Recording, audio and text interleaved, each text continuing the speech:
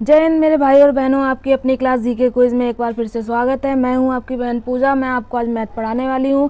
ये क्लास आपकी आगामी सभी परीक्षाएं SSC, GD, CRPF, MTS, Bihar police, UP police, आगामी सभी परीक्षाओं के लिए बहुत ही महत्वपूर्ण होने वाली है। तो सभी भाइयों और बहनों कॉपी पेन लेके बैठिएगा, अच्छे से ध्यान से समझिएगा, सभी क्वेश्चन बहुत ही इंपॉर्टेंट होने वाले हैं। चलिए बढ़ते हैं हमारी क्लास की तरफ। हमारा पहला क्वेश्चन है, 3 अंकों की बड़ी से बड़ी संख्या को 3, 4, 6, 15 और 20 से विभाजित करने पर प्रत्येक स्थिति में शेषफल 1 प्राप्त होता है। उस संख्या के अंकों का योग क्या होगा? ठीक है, चलिए हम जानते हैं 3 अंकों की सबसे बड़ी से बड़ी संख्या क्या होती है? 999। और इसमें अगर हम एक भी ऐड कर देंगे, एक और ऐड कर देंगे, तो ये बन जाएगी 4 अंकों की सबसे छोटी संख्या।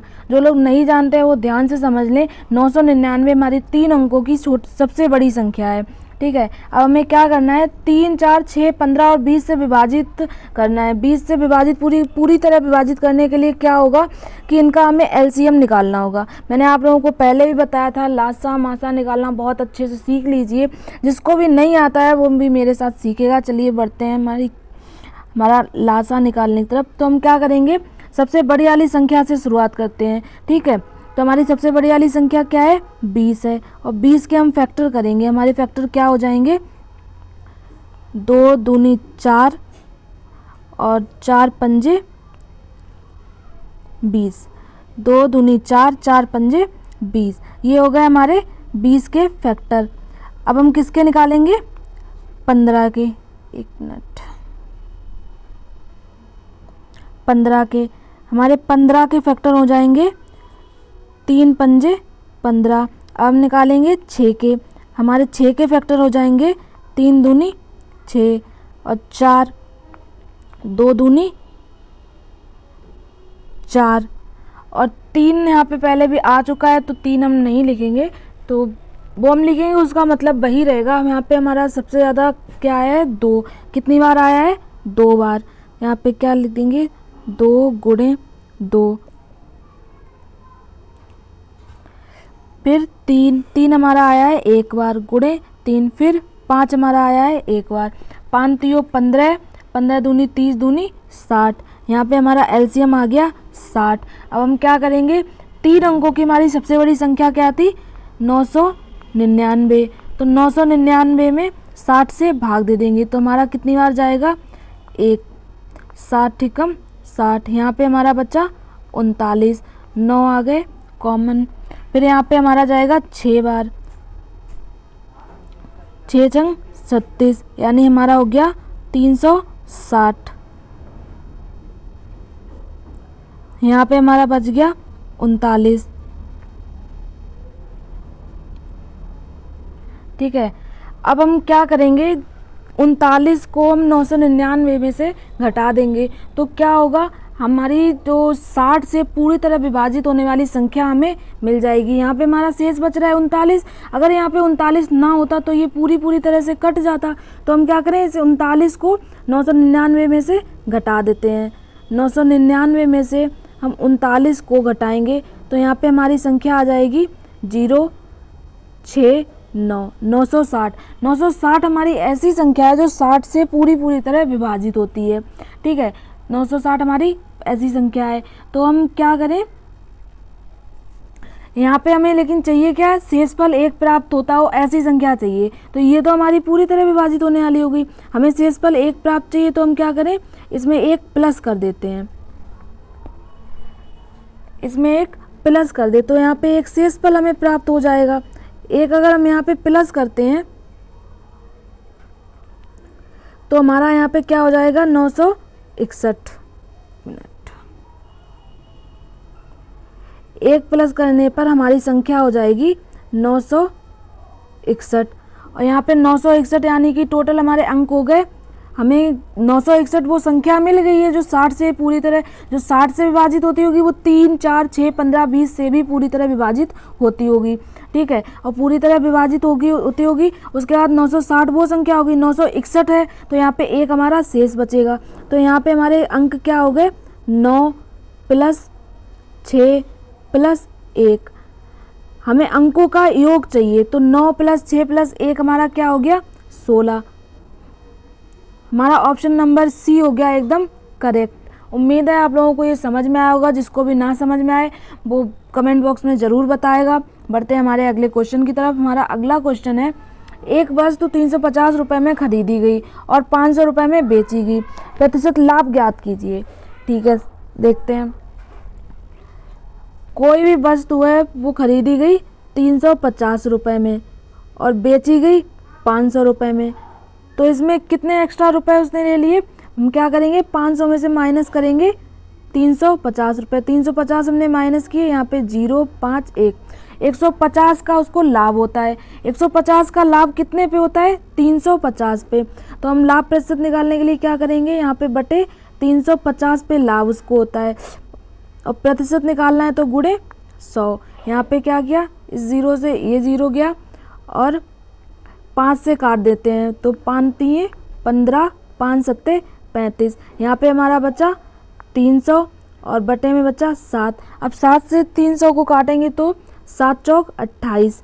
ठीक है, 7 चौक 28, इसको हम ऐसे काट देते हैं, 7 चौक 28। यहाँ पे हमारा कितना बचा, 2, हमारा 0 कॉमन हो जाएगा। ठीक है, फिर 7 दूनी 14। ठीक, यहाँ पे हमारा बचा 6, दशमलव लगाए, एक बिंदी बढ़ाई, 7 अट्ठे 56,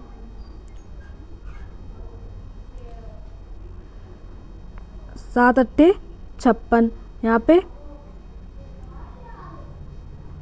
60 में से 56 गए, हमारा बचा 4। तो लगभग हमारा इसमें अब देखिए ऑप्शन नंबर सी 42.86 हमारा सही हो जाएगा। ठीक है, ऑप्शन नंबर सी, यहाँ पे हमारा आंसर आ गया 42.8।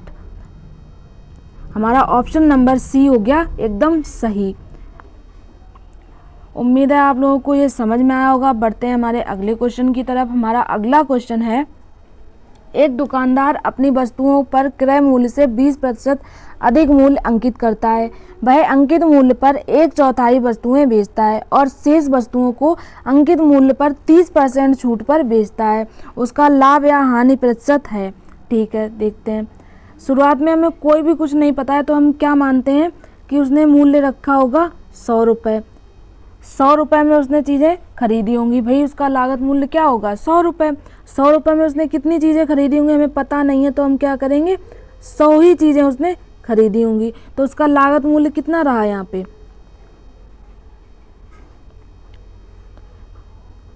10,000। फिर उसके बाद उसने क्या किया, 20% अधिक मूल्य पर उसने 1/4 वस्तुएं बेची। तो 100 पर उसने क्या किया, 100 जो उसका मूल्य था उसका 20% उस पर अधिक मूल्य दिया। तो 100 का 20% यानी कि 20, यानी 120 पर उसने 1/4 वस्तुएं बेच दी। तो 100 की 1/4 वस्तुएं यानी कि 100 गुणे 1/4 यानी कि 4 दूनी 8, 4 पंजे 20 यानी कि 25। तो यहाँ पे क्या हो गया, 12 पंजे 60, 12 पंजे 60 और 12 दूनी 24, 24 6 30। 3,000 में उसने 1/4 वस्तुएं बेची। फिर उसमें शेष कितनी बची, फिर उसके बाद उसने क्या किया, शेष बची 3/4। 3/4 जो वस्तुएं बची उसको उसने बेचा 30% छूट पे। तो 120 पर उसने क्या किया, 30% छूट दे दी। 30% छूट दी तो 100 पे 30% छूट दी यानी कि 70। 100 पे ही तो 30 की छूट दी उसने, 100 पे 30% की छूट दी यानी कि 70%। जो 120 का 70% आया उस पे उसने बची हुई वस्तुएं बेची यानी कि 70। 70/100, 70% पे बची हुई वस्तुएं कितनी थी, 100 वस्तुएं थी, टोटल 100 वस्तुएं थी, उसने 25 बेच दी। यहाँ पे तो कितनी वस्तुएं बची, 75 वस्तुएं। 75 वस्तुएं उसने 70% पे बेची यानी कि यहाँ पे ये इससे कटे, ये इससे, यहाँ पे हो गए 12 पंजे 60, 5 छंग 72, 5 सत्ते 84, 84 गुणे 75। आप लोगों को पहले भी बताया था 2 अंकों की संख्याओं का एक ही बार में गुणा करना कैसे करते हैं, 84 गुणे 75, 4 पंजे 20, 2 कैरी हो गए, 8 पन्ना 40, यहाँ पे 7 चौक 28, यहाँ पे हो गए 8 2 10, 4 2 6, 6 1 7, यहाँ पे आ गए 0, 7 8 56, 56 और 6, 56 और 7 हो गए हमारे 56 प्लस 7 हो गए हमारे 63, यानी उसने 6300 में बची हुई वस्तुएं बेची। ठीक है, चलिए आगे लिख देते हैं। उसने लागत मूल्य तो लगाया था टोटल 10,000 रुपये, फिर उसने 3000 में 25 वस्तुएं बेची, 6300 में बची हुई वस्तुएं बेची, टोटल 9300 में उसने टोटल वस्तुएं बेची। तो उसने कितने रुपए में बेच दी सारी वस्तुएं? 9300 में, लेकिन उसने खरीदी थी 10,000 में, तो उसको कितने का हानि हुई यहाँ पे? 700। 10,000 में से हम माइनस करें 9300, यानी कि 700 रुपये की उसको हानि हुई। कितने पे हुई? 10,000 पे हुई। तो क्या करेंगे, इसका प्रतिशत निकालेंगे, गुणे 100, 1 2 3 3 4, यानी कि 7%। 7% की उसको क्या हुई? हानि। हमारा ऑप्शन नंबर डी हो गया सही। उम्मीद है आप लोगों को समझ में आया होगा। जिसको भी समझ में आया हो वो लाइक शेयर सब्सक्राइब जरूर करेगा, जिसको ना समझ में आया हो कमेंट बॉक्स में ज़रूर बताएगा। चलिए बढ़ते हैं हमारे अगले क्वेश्चन की तरफ। हमारा अगला क्वेश्चन है, यदि 23 26 22 प्लस 4 और 22 प्लस 7 का औसत 30 है तो 22 का मान कितना होगा? ठीक है, चलिए औसत निकालते हैं। यहाँ पे क्या औसत के लिए क्या करते हैं, सभी संख्याओं का योग बटे सभी संख्याओं की संख्या, यही तो होता है औसत। तो हम क्या करेंगे, यहाँ पे 23 plus 26 plus 22 plus 22 plus 4 plus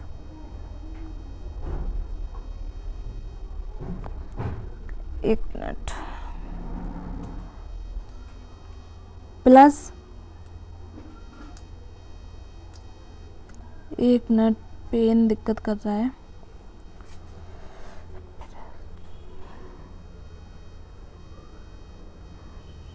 by plus 7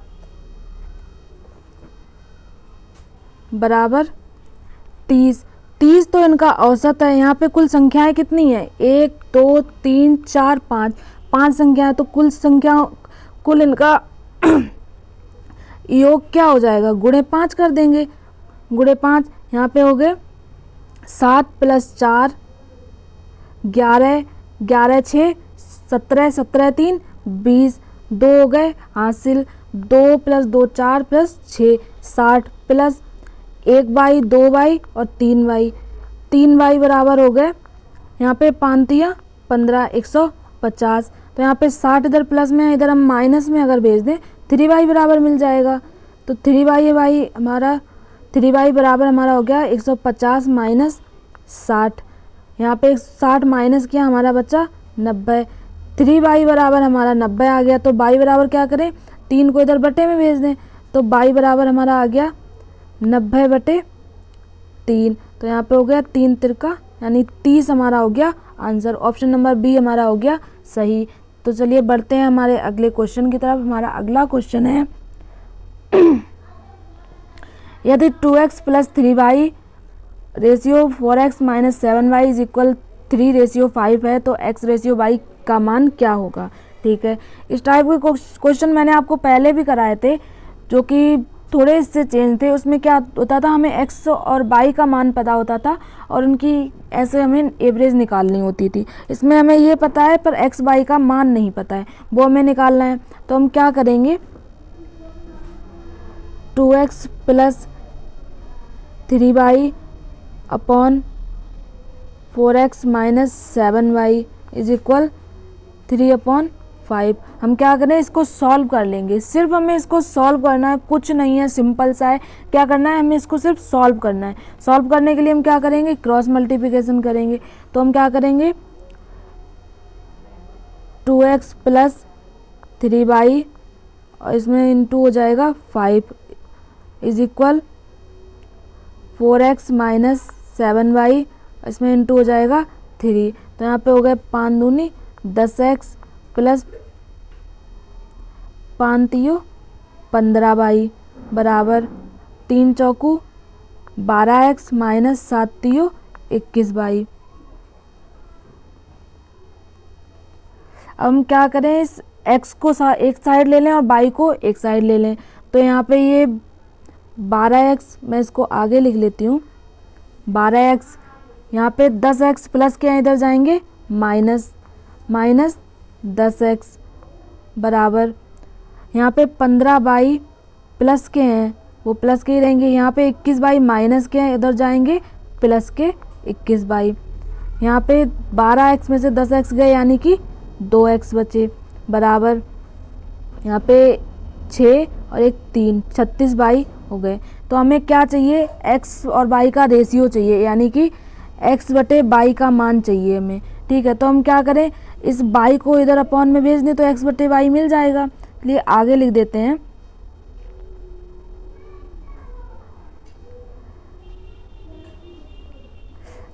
हमें क्या चाहिए, x बटे y चाहिए, यही तो चाहिए। हमारे पास क्या है, 2x बराबर 36y, तो y को इधर अपॉन में भेज देते हैं। तो x बटे y बराबर 36 बटे 2, इस 2 से हम काटेंगे तो 2 एकम 2 और 2 एकम 2, 2 अट्ठे 16, यानी 18 बटे 1। तो हमारा रेशियो क्या हो गया, हमारा अनुपात हो गया 18:1। हमारा आंसर क्या हो गया, option number A. Option number A हमारा आंसर हो गया। उम्मीद है आप लोगों को समझ में आ रहा है। जिसको भी नहीं आ रहा है वो कमेंट बॉक्स में ज़रूर बताएगा, और सभी लोग लाइक शेयर सब्सक्राइब ज़रूर करेंगे।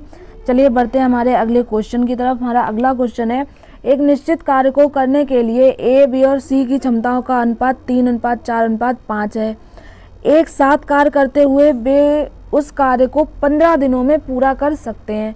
बी और सी इसी कार्य के 80% हिस्से को कितने दिनों में पूरा करेंगे। ठीक है, यहाँ पे देखते हैं इनकी क्षमताएं क्या है। ए और बी और सी की क्षमताएं हमें दी हुई हैं 2, 3 और 5, 2, 3 और 5 इनकी क्षमताएं हमें दी हैं। ठीक है, और कितने दिनों में ये काम करते हैं, 15 दिनों में। तो हमें इनकी क्षमताएं दी हैं, तो एक दिन में ये इतना काम करते हैं, तो टोटल एक दिन में ये कितना करते हैं, 5, 3, 8, 2, 10। एक दिन में ये 10 काम करते हैं सभी मिलके, और टोटल काम कितना है हमारा 15। टोटल दिन ये कितने लेते हैं, 15। तो हमारा टोटल काम आ गया 150। 150 हमारा काम आ गया। 150 का 80% हिस्सा ये बी और सी करते हैं। ठीक है, 80% हिस्सा करेंगे तो यहाँ पे क्या होगा, 80/100। और बी और सी करते हैं तो यहाँ पे अपॉन में बी और सी की क्षमताएं आ जाएंगी। भाई बी और सी कितने दिनों में करेंगे 80% इसका, तो हम क्या करेंगे, बी और सी की क्षमताएं कितनी हैं, 3 + 5। यहाँ पे 1, 2, 1, 2, 15 × 45, 15 × 4 60, 15 × 8 120।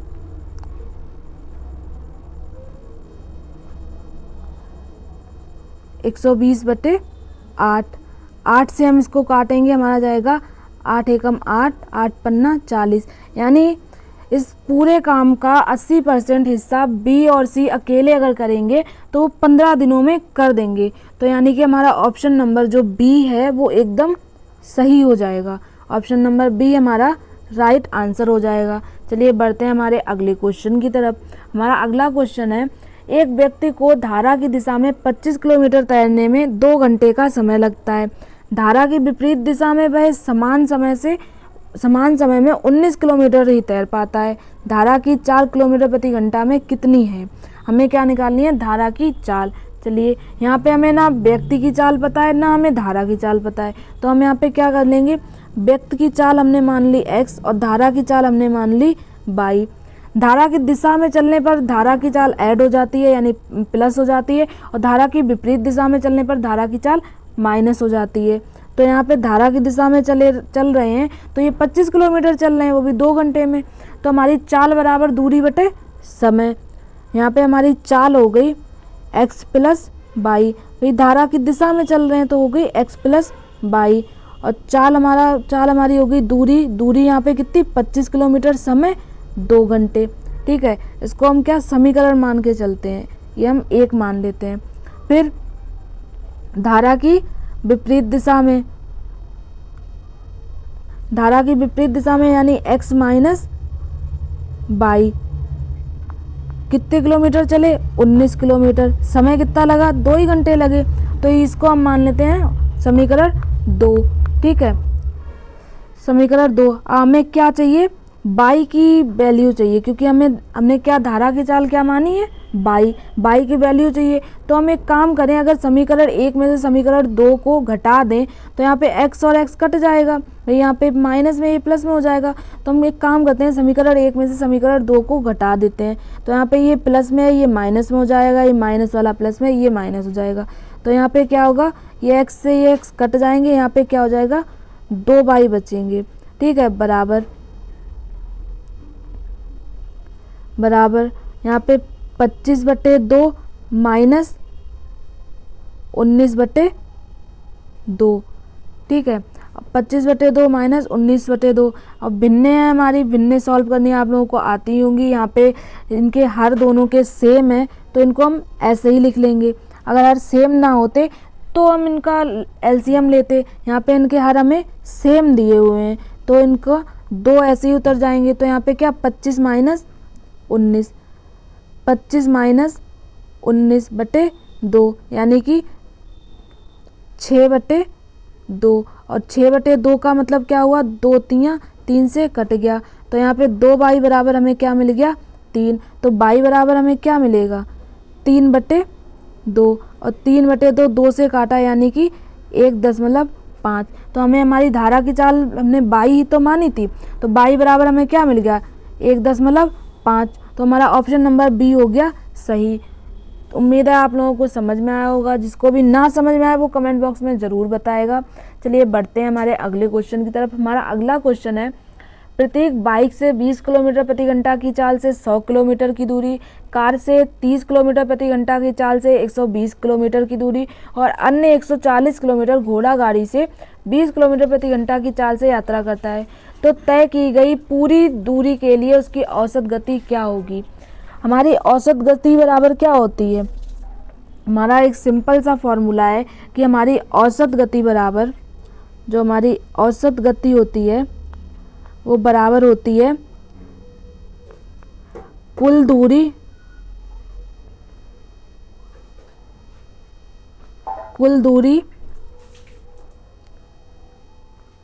बटे कुल समय। कुल दूरी बटे कुल समय। कुल दूरी तो हमें पता है, कुल समय हमारा कितना है वो हमें यहाँ से निकालना है। ठीक है, तो यहाँ पे हम कुल समय कैसे निकालेंगे, देखिए कुल समय यहाँ पे उसने 100 किलोमीटर की दूरी, पहले 100 किलोमीटर की दूरी 20 किलोमीटर प्रति घंटा की चाल से यानी कि 20 की स्पीड से चला, यानी कि 20 पंजे 100, 5 घंटे में उसने 100 किलोमीटर की दूरी तय की होगी। फिर 120 किलोमीटर की दूरी 30 किलोमीटर प्रति घंटा की चाल से, यहाँ पे 3 चौकू 12 यानी कि 4 घंटे चला। फिर 140 किलोमीटर की दूरी 20 किलोमीटर की चाल से, 20 सत्ते 140 यानी कि टोटल समय उसने 5 घंटे, 4 घंटे और 7 घंटे लगाए। ठीक है, तो हमें औसत गति चाहिए। औसत गति बराबर हमारा क्या होता है, कुल दूरी। कुल दूरी हमारी कितनी थी, 100 kilometre plus 120 kilometre plus 140 kilometre बटे कुल समय हमारा कितना है, 5 + 4 + 7। अब इसको हम सॉल्व कर लेंगे। यहाँ पे 0, फिर 4 2 6 और यहाँ पे 1 1 1 यानी कि 3। यहाँ पे हो गए 7 4 11 5 16। फिर 16 से इसको हम काटेंगे, यहाँ पे आ जाएगा 16 दूनी 32, 2 बार गया, यहाँ पे हमारा बचा 4। फिर 16 दूनी 32, 2 बार फिर से जाएगा। ठीक है, फिर यहाँ पे बचा हमारा 8, दशमलव लगाया है, यहाँ पे हो गए 80, 16 पंजे 80। तो हमारी औसत चाल क्या आ गई, 22.5 किलोमीटर प्रति घंटा। ऑप्शन नंबर डी हमारा हो गया सही। उम्मीद है आप लोगों को समझ में आ रहा होगा। जिसको भी नहीं आ रहा है वो कमेंट बॉक्स में ज़रूर बताइएगा। और सभी भाई और बहनों एक बार मुझे लाइक शेयर सब्सक्राइब ज़रूर कर दें, आप लोगों के सपोर्ट की ज़रूरत है आपकी बहन को। चलिए बढ़ते हैं आगे हमारे अगले क्वेश्चन की तरफ। हमारा अगला क्वेश्चन है, यदि एक दुकानदार पेन पर 20% की छूट और फिर 10% की अतिरिक्त छूट देता है जिसका अंकित मूल्य 750 है, तो पेन का विक्रय मूल्य कितना होगा। एक दुकानदार क्या करता है, पहले 20% की छूट देता है, फिर 10% की अतिरिक्त छूट देता है। ठीक है, तो क्या करेंगे, सीधे सीधे पहले अंकित मूल्य तो हमें सीधे सीधे दे रखा है, इसमें कुछ भी हमें मानना ही नहीं है। 750 रुपये में अंकित मूल्य दे रखा है। ठीक है, फिर उसके बाद 20% की छूट देता है 750 पे, यानी कि गुणे 20% कितने 100 पे, तो 100 माइनस 20। यहाँ पे मैं अगर 100 माइनस 20 की जगह 100 माइनस 20 का मतलब क्या हुआ 80, 100 माइनस 20 ना लिख के सीधे मैं 80/100 कर दूँ। भाई यहाँ पे 100 माइनस 20/100, तभी तो हमें निकालना है। 20% की छूट दी यानी कि 20% छोड़ दिया यानी 80% निकालना है। फिर उसके बाद जो ये आया है इसी पे वे 10% की अतिरिक्त छूट देता है, यानी कि 100 माइनस 10/100। ठीक है, तो हमें पता चल गया वो क्या करता है। 750 पे पहले 750 पे 20% की उसने छूट दी, फिर 10% की छूट दी। तो यहाँ पे क्या, इसको हम सॉल्व कर लेंगे। 750 गुणे 80/100 गुणे 90/100। यहाँ पे 1 2 1 2 1। ठीक है, फिर यहाँ पे हो गए 75 गुणे 9/72/10। सॉरी, पेन थोड़ा दिक्कत कर रहा है। यहाँ पे हो गए 10। मैंने आपको पहले भी 2 अंकों वाली संख्याएं जब हैं उसका गुणा करना बताया है। सीधे सीधे हमें 2 अंकों वाली संख्याओं का गुणा करना है, तो क्या कर दें, 72 गुणे 75। 72 गुणे 75 किए, यहाँ पे 2 पंजे 10 की बिंदी, यहाँ पे 1 कैरी हो गया, 7 दूनी 14 और 7 पन्ना 35। यहाँ पे 4 5 9 1 10, 3 1 4 1 5, यहाँ पे 0, 7 7 49 49, यहाँ पे प्लस 5, 49 प्लस 5 करेंगे यानी कि 50, यानी कि 54। यहाँ पे हमारा आ गया 5400 यहाँ पे 10 पहले से था तो एक बिंदी से एक बिंदी गई, तो हमारा आ गया 540। हमारा आंसर आ गया 540। तो उसका विक्रय मूल्य कितना हुआ 540, यानी हमारा ऑप्शन नंबर सी एकदम करेक्ट हो गया। चलिए बढ़ते हैं हमारे अगले क्वेश्चन की तरफ। हमारा अगला क्वेश्चन है, ए 10 दिनों में एक कार्य कर सकता है और बी 15 दिनों में। यदि वे 5 दिनों के लिए एक साथ काम करें तो बचे हुए कार्य का अंश क्या होगा। ठीक है, ए है वह 10 दिनों में एक कार्य कर सकता है और बी है वह 15 दिनों में कर सकता है। तो एक दिन में जो हमारा ए है वह कितना काम करेगा, भाई 10 दिन में कर सकता है तो एक दिन में 1/10 ही तो करेगा, और फिर प्लस दोनों साथ में काम कर रहे हैं, प्लस हमारा बी एक दिन में कितना कर रहा है, हमारा बी है वह एक दिन में कितना काम कर रहा है 1/15। ठीक है, 1/15 कर रहा है, तो दोनों ये एक साथ काम कर रहे हैं, तो दोनों एक साथ एक दिन में कितना काम करेंगे। यहाँ पे क्या करेंगे, हम 10 और 15 का एलसीएम ले लेंगे। पहले भी आपको बताया एलसीएम कैसे लेना है। ठीक है, तो यहाँ पे 10 यानी कि 2 पंजे 10, यहाँ पे 15 यानी कि 3 पंजे 15,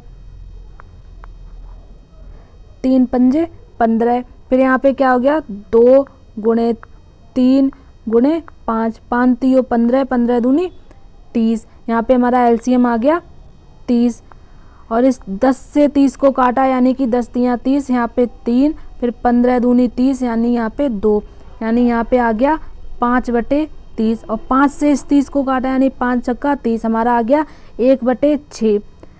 यानी ये दोनों साथ मिलके 6 दिन में पूरा काम कर देते हैं और एक दिन में एक काम कर रहे हैं। तो ये 5 दिन में कितना कर रहे हैं, एक दिन में तो इतना कर रहे हैं 5 दिन में, तो यहाँ पे गुणे 5, तो बराबर 5/6। टोटल हमारा काम कितना है, एक ही तो है, जब हमें कुछ नहीं पता हमारा काम हम एक मान के चलते हैं।